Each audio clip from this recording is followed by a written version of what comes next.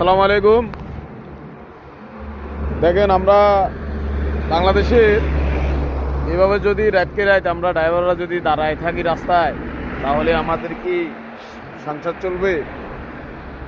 Driver ভাইরা একদিনের জন্য কর্মস্থলে টাকা যেটা পাইব, দ্বিতীয় দিন সারা রাত করে থাকে তো টাকা পাইব না।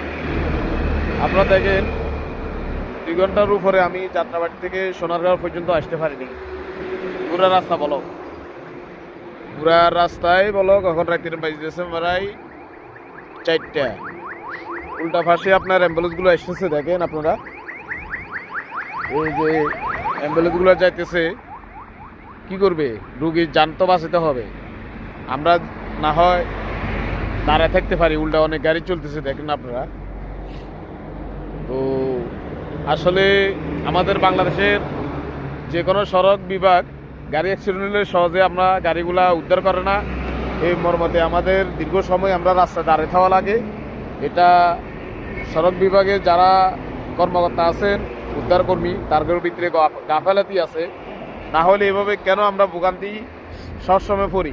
এটা আসলে এটার বাংলাদেশের ভিতরে দেখি অন্য কোনো জেলা, অন্য কোনো বিভাগ, অন্য কোনো ডিস্ট্রিক্ট, বাংলাদেশের যে কোনো বাইরে এইগুলা আমাদের দেখতে হয় না। আমাদের বাংলাদেশে এই সমস্যা শুরু।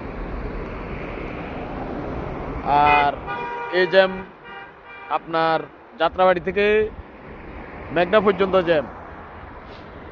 তো সবাই ভালো থাকবেন, সবার কাছ থেকে বিদায় নিলাম। আল্লাহ হাফেজ, আসসালামু আলাইকুম।